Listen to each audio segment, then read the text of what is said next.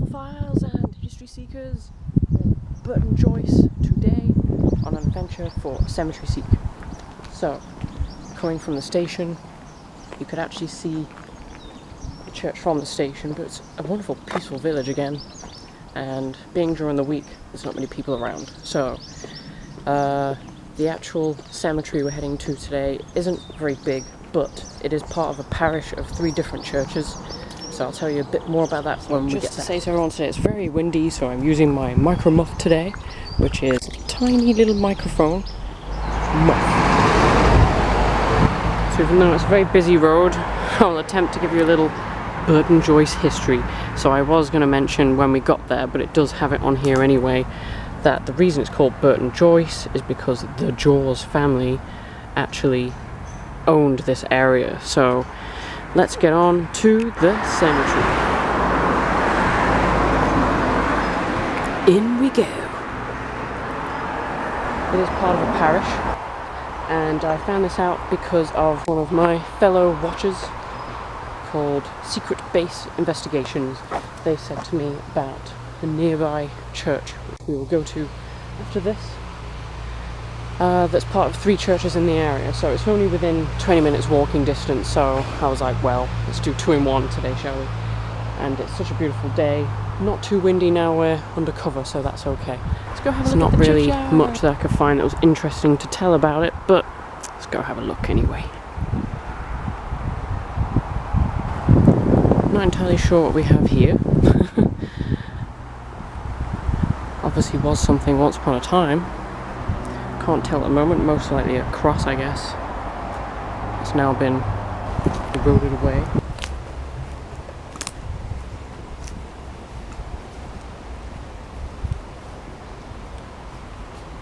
Wow, these are definitely the oldest around here. Big tomb, family tomb. Right where the car park is, around the back. So we've got the church here, but it's completely surrounded by all the oldest ones. Look at that one with a big chunk out the side. There's some truly amazing ones around this side.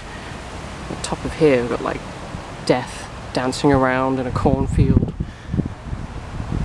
On top of this one with a, not sure if you can see that very well, but there's a, at the top here, sand glass with beams of light. And I haven't looked at these ones close up, but I can already tell it's gonna be amazing. Right near the doors here. Look at this. Oh my goodness. Look at that. Look at it, everybody. Isn't that not the most impressive gravestone I've probably seen to date? Look at this eye. Wow.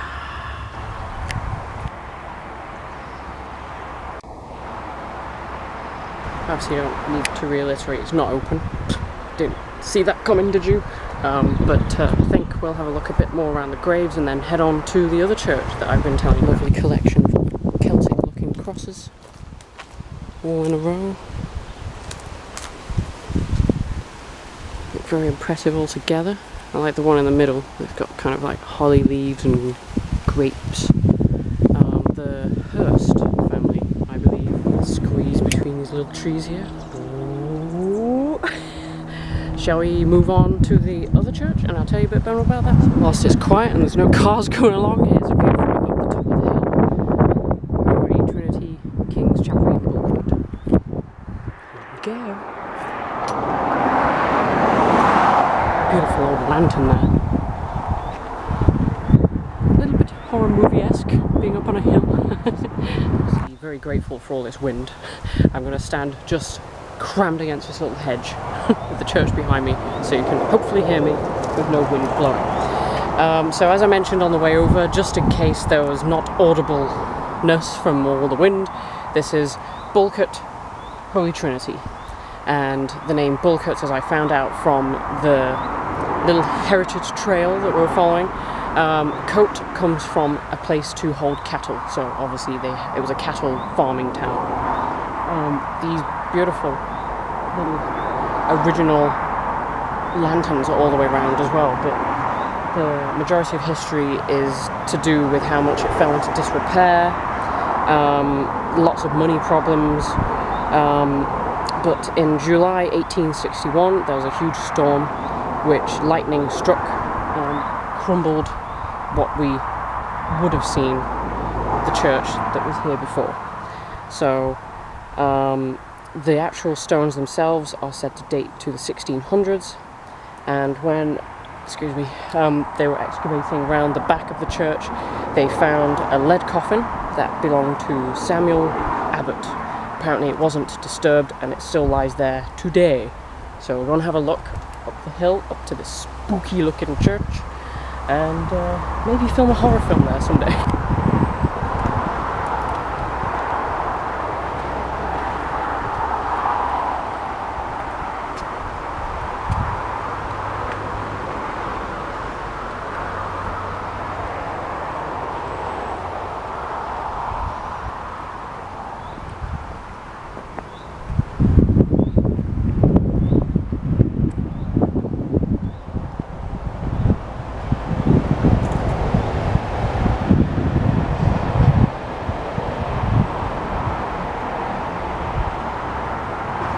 So if you can imagine back in 1600s and beyond that, this is a very peaceful area, not with a main road here. In the top of the steeple there, a little bit on the end there, you can see a single bell. And it still has a little rope coming out the back of it, which is adorable. I'd love to hear that ring sometime, but it most likely is done by hand. So let's go find some graves that possibly are from the 1600s.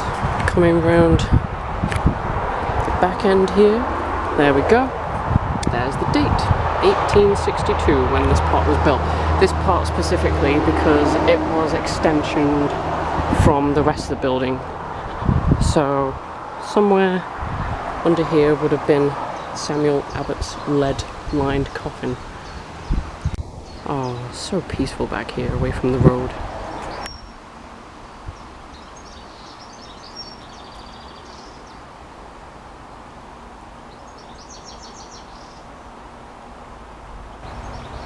I stand mistaken, everybody.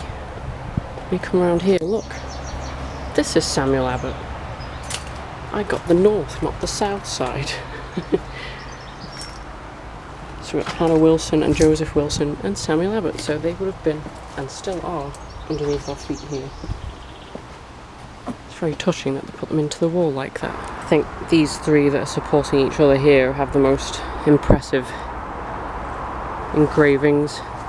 We have, I would say, kind of like griffins at the top there, and in between it actually says beneath, and then the information about the person. And here there's a lady patiently waiting next to a grave that says Memento Mori, and we've got an anchor, perhaps they were of the sea, and then this great one here that's kind of a scene. It says here, reader, behold thy fate, prepare to join with the dead. I like that one too.